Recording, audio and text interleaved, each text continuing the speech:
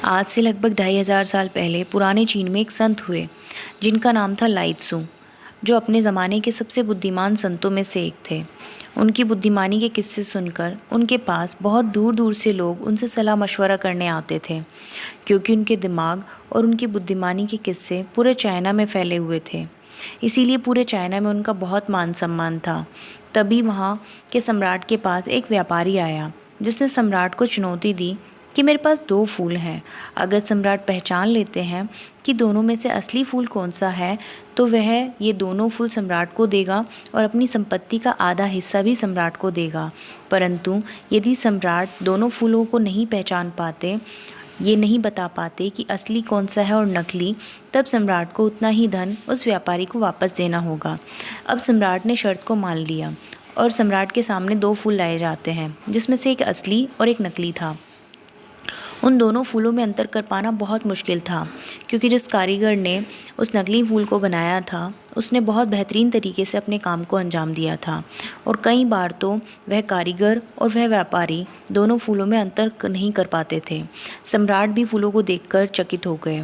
और अब बारी आती है लाइत्सु की। सम्राट लाइत्सु को बुलावा भेजते हैं और दूत जाकर सम्राट का संदेश लाइत्सु को देते हैं। तब लाइत्सु दरबार में आते हैं और दोनों फूलों को देखकर थोड़ा मुश्किल में पड़ जाते हैं, क्योंकि दोनों फूलों में अंतर कर पाना वाकई में बहुत मुश्किल था, क्योंकि उस नकली फूल को बनाने वाले ने अपने काम को इतने बेहतरीन तरीके से अंजाम दिया था कि अंतर कर पाना बहुत ज़्यादा कठिन था। अब लाइत्सु थोड़ा सोचने लगे। फिर उन्होंने कारीगर से थोड़ा समय मांगा। उन्होंने कहा कि दरबार की खिड़की खोलने की मुझे अनुमति दी जाए।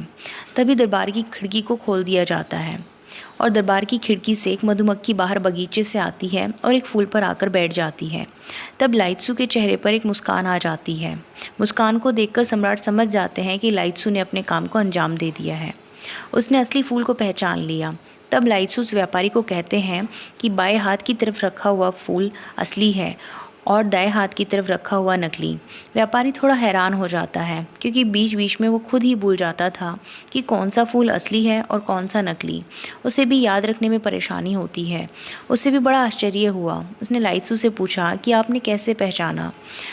तब लाइत्सु कहते हैं कि मनुष्य की आंखें धोखा खा सकती हैं, लेकिन प्रकृति की आंखें धोखा नहीं खा सकती। हम चाहे भले कितने भी धोखे में पड़ जाएं, लेकिन एक मधुमक्खी को धोखे में नहीं रखा जा सकता। मधुमक्खी असली फूल पर ही आकर बैठती है। दोस्तों, ये छोटी सी कहानी है जिसने लाइत्सु की बुद्धिमत्ता को बताया, लेकिन इस कहानी से हमें क्या शिक्षा मिलती है?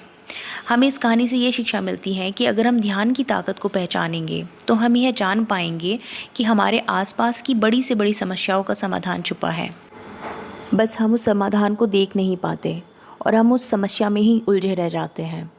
तो जब भी आप किसी समस्या को फेस करें, जब भी आप किसी प्रॉब्लम में आ जाएं, तो बस थोड़ा सा ध्यान लगाकर ये देखें कि इस समस्या की उत्पत्ति कहाँ से हुई है, इसका ओरिजिन कहाँ है। जब आपको ओरिजिन मिल जाएगा, जब आपको उसकी उत्पत्ति का पता चल जाएगा, तो आपको समाधान भी पता चल जाएगा।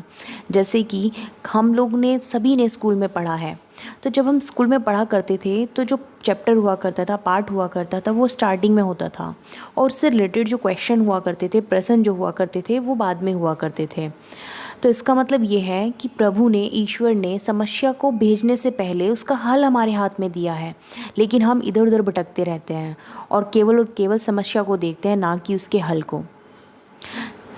दोस्तों, आशा करती हूँ इस कहानी से आपको कुछ सीख मिली होगी और आपके जीवन की जितनी भी समस्याएं हैं उसको सुलझाने में आज आपको थोड़ी सी मदद मिली होगी। अगर ऐसा हुआ हो तो मेरी इस वीडियो को लाइक और चैनल को सब्सक्राइब ज़रूर कीजिए। और आज मैं भी आपसे एक क्वेश्चन करती हूँ। जैसे कि आपने इस कहानी को सुना ही है, तो प्लीज़ कमेंट बॉक्स में ये ज़रूर बताएं कि ये कहानी कितने हज़ार साल पहले की है और इस कहानी में टोटल कैरेक्टर्स कितने हैं, अर्थात टोटल पात्र कितने हैं, कितने पात्र अर्थात कितने लोगों के चारों तरफ ये कहानी बुनी गई है। अगर आपको आंसर पता है तो कमेंट बॉक्स में ज़रूर लिखें। धन्यवाद।